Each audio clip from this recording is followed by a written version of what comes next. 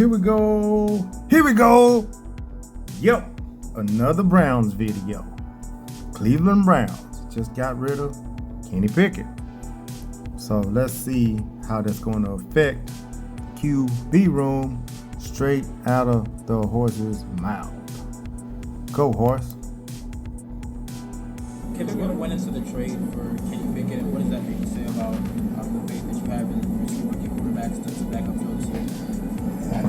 Honestly, those type of things, you can't predict them, and got a strong offer for Kenny. Kenny's a guy I think very highly of, and so do they. I wish him well. He's a great person. He's a really good football player, but those are the type of decisions that you have to make. Dylan will be the backup.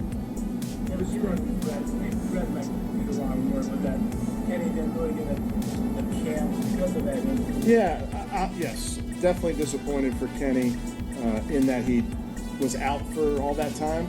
Like I told you guys, he performed well prior to that, remained engaged all throughout that. So disappointed for him, but he's somebody that I think very highly of. Yeah, this is a business, folks. Don't forget that. They do what they want to do up there. There will be more than 2 running backs on this team. With the decision to trade, how much of that was impacted by Dylan giving you the trust that he can be one step away from getting some? I think you factor in everything, Scott. Truly, you look at it from a bunch of different angles. So certainly we made the decision and feel comfortable with Dylan serving that role. We saw Michael passed his physical. What does that mean? I don't know the exact day that he's going to be back out here. I mean, he's doing great. I got to watch him work out yesterday. He looks really good. He's right where he needs to be, and he's worked extremely hard in this rehab. So I'm excited about where he is, and we'll see where he is as the next couple days unfold. I know it's a body of work for Dylan, but did that 2-minute drive at the end of that game sort of convince you that you guys could go ways with Kenny? It kind of goes back to the previous discussion. It's such a all-encompassing evaluation. So everything the guys did in the games was important. We also saw a lot of them out here in practice and how they are at their craft. And he's certainly somebody that we think is getting better and better.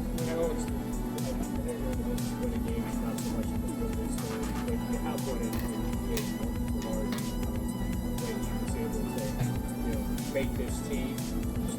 What have you seen from him, and just what does it say about him and also the organization that this guy is able to make an NFL? I think there's examples every year, and Gage is certainly a great example of guys that maybe come in and aren't as highly touted, and you're undrafted sometimes, or you're at a tryout sometimes, and there's guys that have been through different things in their collegiate career, and the beauty of this sport is that you get guys here and they make plays, and you can watch a guy develop. And he's somebody really from the jump that has made plays in every practice and every game. So we're excited for him. He's a quiet kid, works very, very, very hard, diligent about getting better. So those are the type of kids that you're rooting for. Is there a skill, Kevin, and you as a coach and your staff, to not overlook a guy like that, 9 guys? I don't know about skill. I think for me, Jeff, there's so much practice time. There's so many meetings. There's so many times to evaluate our players. And sometimes when you see a guy that shows up and continues to make plays, it makes it cements what maybe your evaluation of the player.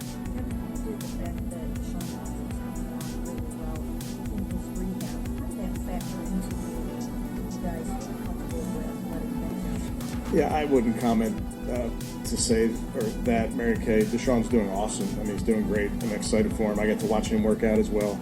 I get to be in the meeting room with him every single day, so he's doing great. How much influence you have with the practice squad?